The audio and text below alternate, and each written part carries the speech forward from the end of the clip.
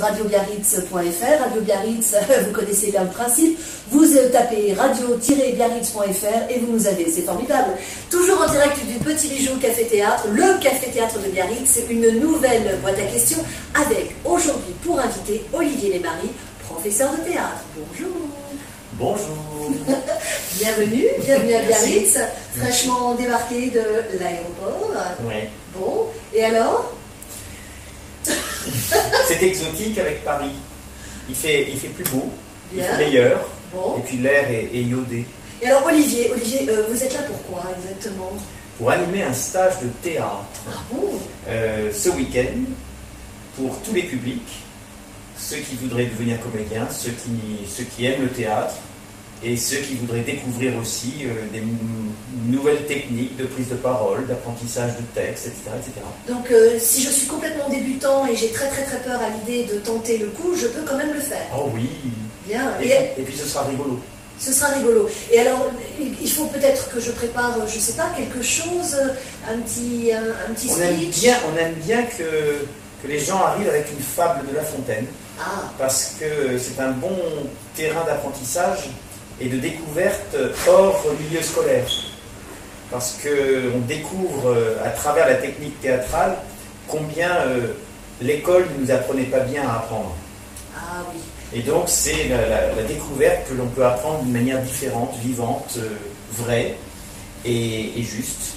Et ça nous fait oublier la récitation des fables et ça nous fait découvrir que l'on raconte une histoire. Ah, une histoire. Ah oui, le maître corbeau sur un arbre perché, ça on oublie. Oui, ça chouine un peu aux ouh, oreilles. ça fait mal. Ouh là là. Ouais. Alors on a une tradition sur radiobiarritz.fr, on a donc la boîte à questions, qui n'est toujours pas une boîte à questions. J'ai peur. On attend toujours vos cadeaux de boîte, voilà. Donc la boîte à questions est un seau. Voilà, on pose le seau, on met sa mine dedans et on pioche 5 questions. J'ai peur. Allez, une première et on donne à maman. Voilà, c'est maman qui lit les questions. Merci. Allez, deuxième.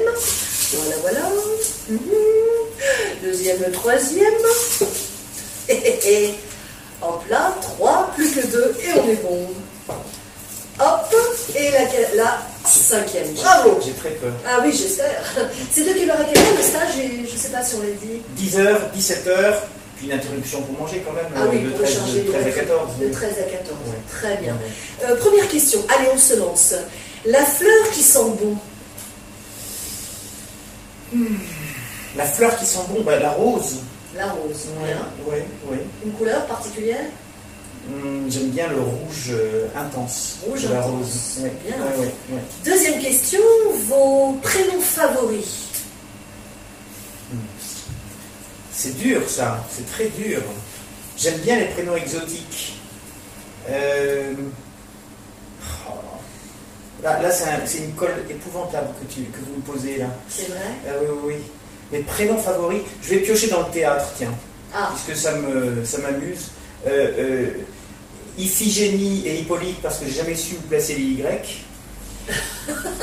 Et puis, on doit en donner plusieurs. Oh, autant qu'on veut. Voilà. Et puis, oui, les prénoms de Marivaux, parce que c'était des histoires qui se passaient dans l'époque, qui étaient contemporaines à l'époque, mais avec des prénoms étranges, parce que personne ne s'appelait Lisandre ou Lisette. Et pourtant, c'était des prénoms très calibrés dans le répertoire de Marivaux. Voilà. Très bien, parfait. Si par exemple je suis un peu expérimentée et si j'ai déjà participé à un des stages donc, de théâtre Cocher de la Veine Petit Bijou, je dois venir avec quel texte on va travailler le choix est très ouvert. Ah oui? Donc je privilégie le répertoire français, mais l'auteur que l'on veut jusqu'au XXe siècle, qui est de la matière de travail, qui a des textes solides que la postérité aura validé. Donc ça va de Molière à Marivaux, à Victor Hugo, Musset, Très bien. La Fontaine aussi. Et puis les poètes. Si un candidat se présente avec un texte de Raymond DeVos ou de Desproges, est-ce que ça c'est coince? rigolo ça. C'est rigolo. C'est bon ça. Mais je considère que c'est des textes tellement difficiles, sous leur apparente simplicité, que je mets en garde contre ce genre de choix quand on est débutant. D'accord. Mais ceux qui ont un peu plus qui sont un peu plus aguerris, oui, bien sûr. C'est plus facile de faire rire ou de faire pleurer? Je pense qu'il est très difficile de faire rire. Pourquoi? Parce que ça nécessite un sens du timing que l'on n'a pas forcément de manière intuitive. Et que on est soumis à des lois tellement rigoureuses dans la comédie qui nécessitent peut-être moins d'attention sur les drames, sur les pièces plus sérieuses. D'accord. Oh, petite question. Vos auteurs favoris en prose, Olivier? Denise Bonal, j'aime beaucoup. Lollet Bellon. Et puis Gérald Cibleras et Jean Del, qui font des pièces que j'ai trouvées vraiment extraordinaires, dans une fausse simplicité, c'est du faux boulevard pour moi, c'est-à-dire que c'est très intelligent et ça fait rire à tout niveau. Alors on va répéter le nom des auteurs pour que voilà, les personnes qui nous suivent sur radiobiarritz.fr aillent piocher sur internet. Alors on a parlé de Gérald Cibleras et Jean Del, parce que c'est un duo qui était très créatif. Denise Bonal, qui a été à la source de la décentralisation du théâtre dans les années 70. Et puis Lollet Bellon, qui est une auteure, une auteure que je trouve aussi très singulière. Merci. Vos héroïnes, on va dire donc, elle a du mal, hein, vos héroïnes dans l'histoire. Oh là là. Olympe de Gouges. Bon, je sais pas qui est Olympe. Bon, elle a perdu la tête, malheureusement, Oh. pendant une période difficile de notre. Alors de vous ne notre le voyez histoire. pas, mais derrière la caméra, nous avons Patrick Et c'est vrai Paris, que je vais- qui fait moi non plus, je connais pas. Qu'est-ce qu'elle a fait? Olympe de Gouges était une poétesse sous la Révolution et elle a défendu la femme. Elle a été très très revendicatrice. Elle a pris la parole. J'ai fait travailler pas mal de textes d'Olympe de Gouges qui sont superbes. Bien. Et vos héros dans la vie réelle?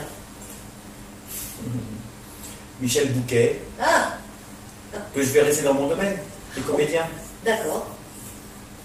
Et Michel Serrault, que je prends souvent en exemple pour expliquer la différence entre ce qu'est un comédien et un acteur dans la méthode que nous enseignons au cours Cochet de la Veine.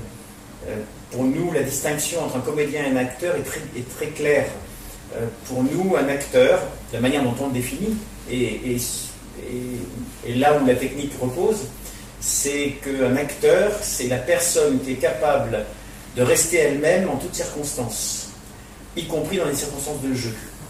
Et le comédien, c'est celui qui va être capable d'être un autre sans qu'on distingue la différence de vérité. C'est qu'il arrive à s'effacer derrière le personnage qu'il doit incarner, alors qu'un acteur, on va toujours le reconnaître. Alain Delon ou Jean Gabin étaient de très grands acteurs. Et on allait voir un film pour voir Alain Delon et Jean Gabin. Alors que Michel Serrault, c'était un très grand comédien, parce que, par exemple, je donnais souvent cet exemple dans mes cours, de Zaza dans La Cage aux Folles, où si on ne connaît pas Michel Serrault, on ne peut pas imaginer qu'il puisse être autre chose que Zaza. Oui, complètement.